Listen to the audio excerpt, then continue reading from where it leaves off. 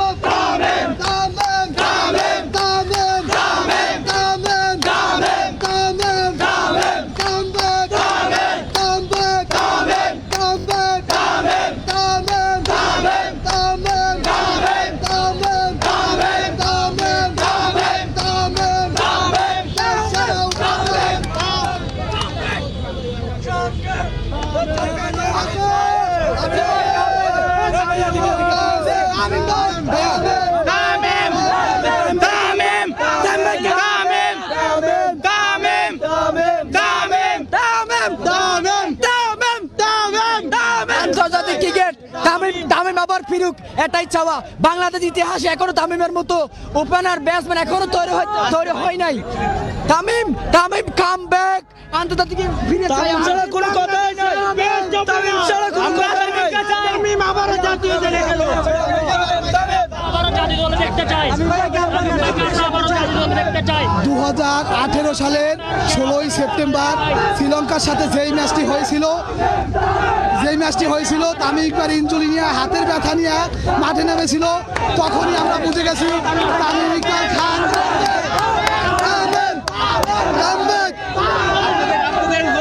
উদ্দেশ্যটা কি এইখানে দাঁড়ানো? আমাদের উদ্দেশ্য হলো আমাদের দেশের ওপেনার আমাদের চাটগাঁয়ের নবাব আবারও আন্তর্জাতিক ক্রিকেটে দেখতে চাই। এটাই আমাদের আশা, চাওয়া, আর কিছু চাই না। আমরা তামিম ইকবালকে আবার আন্তর্জাতিক ক্রিকেটে চাই, এটাই আমাদের চাওয়া পাওয়া, আর কিছু চাই না। তামিম ইকবাল কামব্যাক, আন্তর্জাতিক ক্রিকেটে কামব্যাক পাই, কামব্যাক। তামিম ইকবালকে অন্তত 2025 চ্যাম্পিয়ন ট্রফি পর্যন্ত আমরা চাই, কারণ এখন পর্যন্ত তামিম ভাই যতগুলো ম্যাচ খেলে নাই ততগুলো ম্যাচ থেকে একটা ওপেনার কিন্তু ভালো করতে পারে নাই। তো এখন পর্যন্ত তামিমকেই দরকার দলে। তামিমকে দরকার হলে বিসিবির উচিত বা এই জায়গায় যারা সংশ্লিষ্ট কর্মকর্তা আছে তাদের উচিত তামিম ভাইয়ের যে আবদার থাকলে ওই আবদারগুলো পূরণ করা, এবং আমরা চাই আন্তর্জাতিক ক্রিকেটে তামিম আবার ফিরুক। আমরা বিসিবিকে একটা অনুরোধ করতে চাই, সব কিছু সমাধান করে তামিম ভাইকে আবার আমাদের ইন্টারন্যাশনাল ক্রিকেটে আবার ব্যাক করা হোক। আমরা একটাই অনুরোধ বিসিবি প্রধানকে, সবচেয়ে একটা অনুরোধ হচ্ছে তামিম ভাইকে সব কিছু সমাধান করে, বোর্ডের সমস্যা সব সমস্যার সমাধান করে তামিম ভাইকে আবার কাম ব্যাক করা, তামিম ভাইকে আবার ইন্টারন্যাশনাল ক্রিকেটে ফিরানো, এটাই আমাদের দাবি। অলওয়েজ বাংলাদেশের সেরা ওপেনার তামিম ভাইকে আমরা আবার দলে চাই, এটাই আমার প্রত্যাশা। দেশের জন্য খেলে তামিম, দেশের জন্য খেলে, দেশের জনগণের জন্য খেলে, নিজের স্বার্থের জন্য তামিম কখনোই খেলে না। তামিম যখন হাতের ব্যথা নিয়ে খেলতে পেরেছে, জনগণের জন্য খেলেছে, দেশের জন্য খেলেছে, নিজের স্বার্থ বাড়ানোর জন্য তামিম কখনোই খেলে নাই। তামিম অলওয়েজ বেস্ট, তামিম বাংলাদেশের জন্য বেস্ট। তামিম ইকবাল কখনো নিজের স্বার্থের জন্য খেলে না, নিজের দেশের জন্য খেলে। তামিম ইকবাল আমার ভালোবাসার প্রথম জন। আমি চাই তামিম ইকবাল ইন্টারন্যাশনাল ক্রিকেটে হারলেও তামিম, জিতলে তামিম, অলওয়েজ তামিম, সাথ গিয়ে তামিম।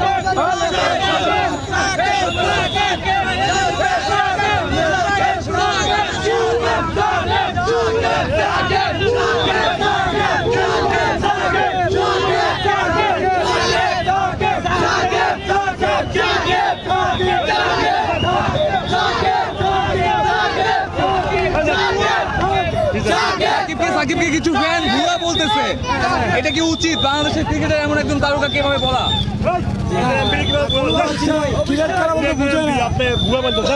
ভাই আমাদের দাবি হচ্ছে আমরা তামিম ভাইকে আবার জাতীয় দলে দেখতে চাই।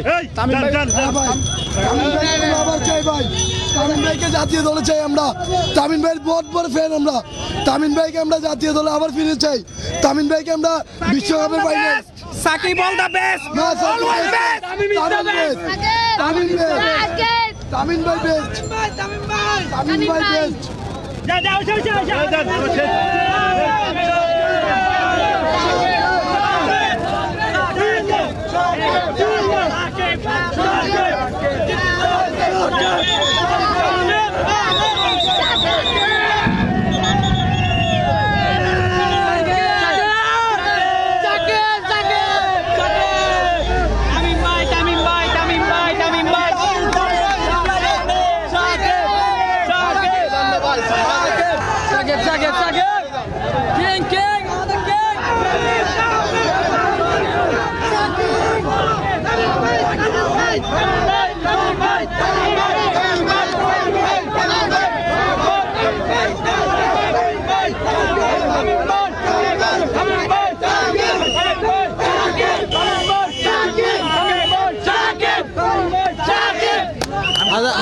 বাঙালির একটাই চাওয়া, হাজারো বাঙালি একটা চাওয়া, তামিম ইকবাল জাতীয় দলে আবার ফিরে আসুন, আবার নতুন করে দাওয়ান দাও কেটে শুরু করো।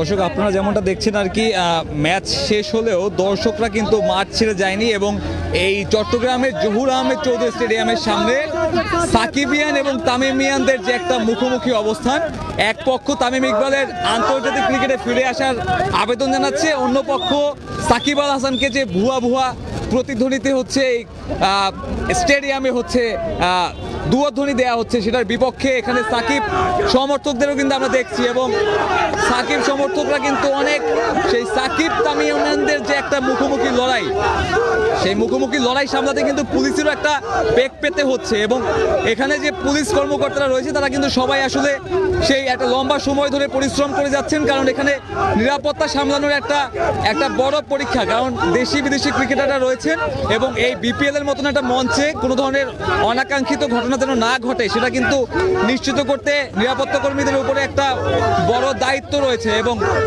সাকিবিয়ান তামিমিয়ানদের যে একটা বিরোধ, সেই সাকিবিয়ান তামিমিয়ান অর্থাৎ দেশের ক্রিকেট যে দুই ভাগে বিভক্ত হয়ে গিয়েছে সেটাও কিন্তু একটা বড় প্রমাণ আজকের এই ম্যাচ শেষে, কারণ মাঠেও আমরা দেখেছি ড্যাডি অফ অলরাউন্ডার সাকিব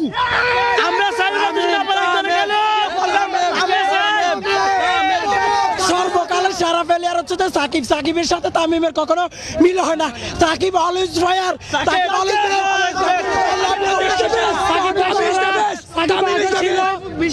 থাকবে। সাকিব ভাই অতীতে সেরা ছিল, বর্তমানে আছে এবং ইন ফিউচার সাকিব ভাই সেরা থাকবে। নবাব অলওয়েজ নবাবের মতোই পারফরমেন্স করে থাকে। নবাবের পারফরমেন্স নবাব কান্নাকাটি করে আসে না।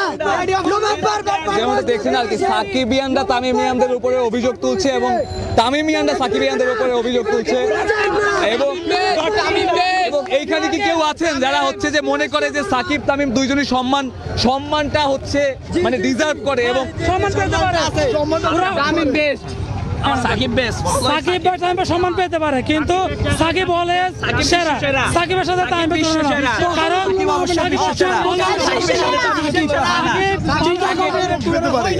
ঠিক আছে, সাকিবের তো আমরা আবার তো পেতে পারি, এটা বুঝতে পারছেন ভাইয়া।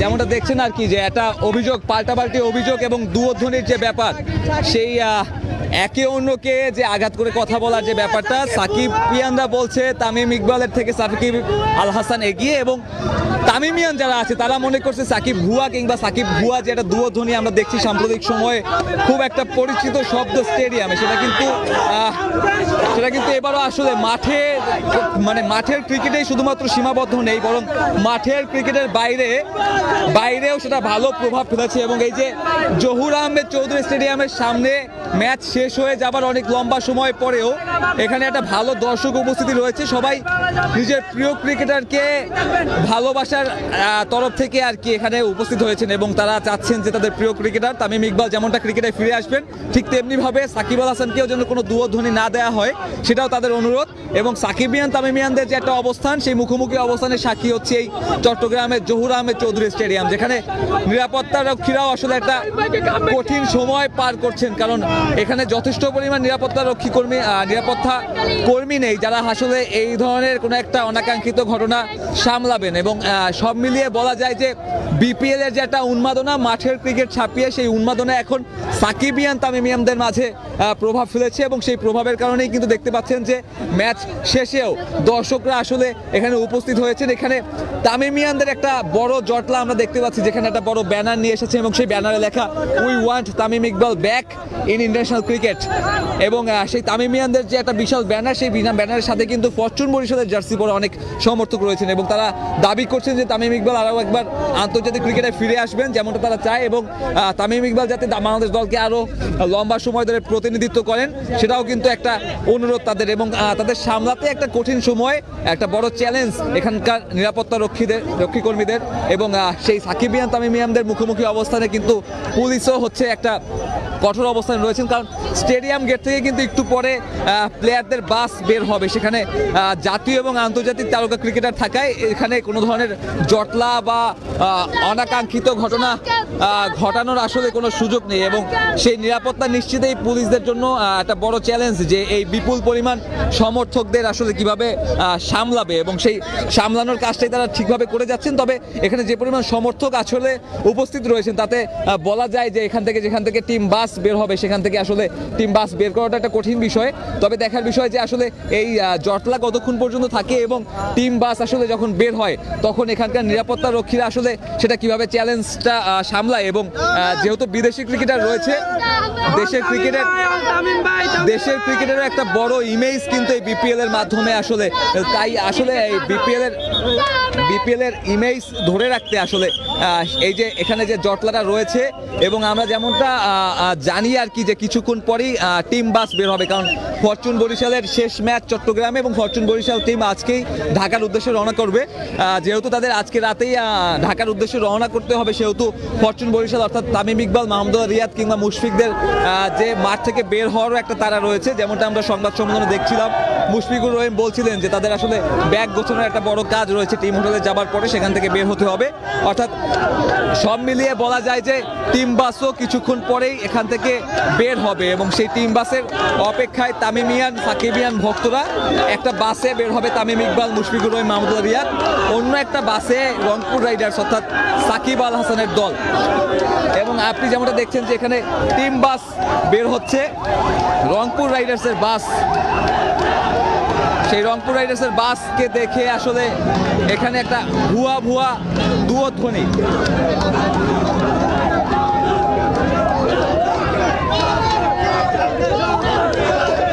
এবং এই রংপুর রাইডার্সের পরেই কিন্তু বের হবে ফরচুন বরিশাল, অর্থাৎ এখানে যাদের সমর্থক গোষ্ঠী বেশি বড় সেই তামিমিয়ানদের যে দল, ফরচুন বরিশালের টিম বাস বের হবে। এবং সেই ফরচুন বরিশালের তামিম ইকবালকে আসলে একটা অনুরোধ জানানোর জন্যই এখানে যে তামিমিয়ান সমর্থকদের ভিড়।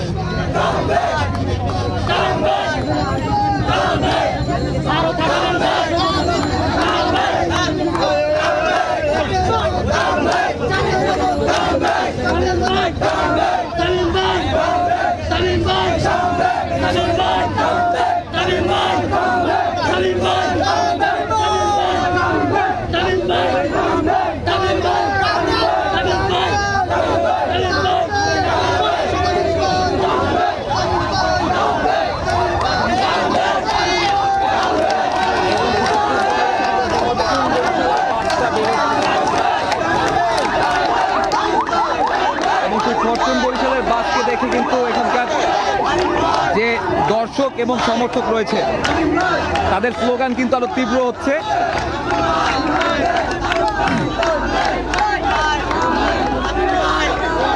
এবং এখানে নানান ধরনের যে ব্যানার আসলে তামিম ইকবালকে ঘিরে নানান ধরনের লেখা সম্বলিত ব্যানার, সেই ব্যানারও কিন্তু বেশ চোখে পড়ার মতো। কেউ লিখে এনেছেন যে আমি তামিমে আসক্ত নই, আমি নারীতে আসক্ত নই, আমি তামিমে আসক্ত। আবার কেউ লিখে এনেছেন যে আই লাভ তামিম। এছাড়া সব থেকে বড় যে ব্যানারটা রয়েছে সেখানে কিন্তু তামিম ইকবালকে আন্তর্জাতিক ক্রিকেটে ফেরার জন্য একটা অনুরোধ জানানো হয়েছে।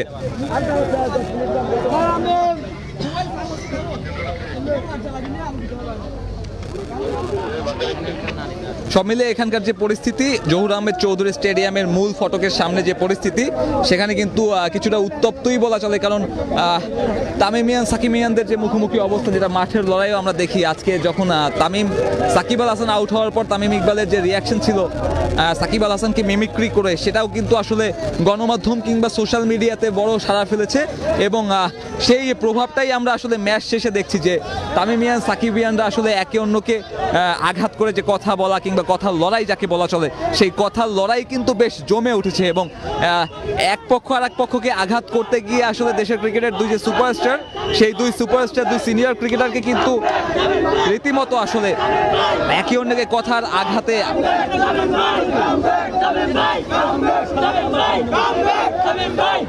যেমনটা দেখছেন যে এখানকার দর্শক যারা তামিম ভক্তরা আসলে স্লোগান তুলেছে তামিমের ফেরার জন্য আর কি।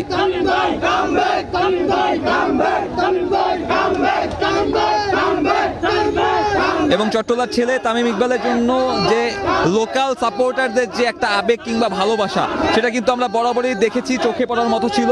এবং এবারের বিপিএলের শুরু থেকে আমরা দেখেছি যে তামিম ইকবাল যে দলের হয়ে খেলছেন, সেই ফরচুন বরিশালের ভক্ত সমর্থক সংখ্যা এখানে অনেক বেশি এবং তারা আসলে প্রতি ম্যাচেই, অর্থাৎ যে ম্যাচে ফরচুন বরিশাল খেলছে সেই ম্যাচে কিন্তু তারা বেশ সমর্থন জুগিয়েছে মাঠে এসে। এবং আজকে যখন সাকিবের বিপক্ষে ফরচুন বরিশাল মাঠে নেমেছিল, তখন কিন্তু সেই সাকিব তামিম অলিখিত যে লড়াই, একটা মাঠের বাইরে মাঠের ক্রিকেট ছাপিয়ে সেই ব্যক্তিগত দ্বন্দ্ব, সেই দ্বন্দ্ব কিন্তু বেশ চোখে পড়ার মতো ছিল।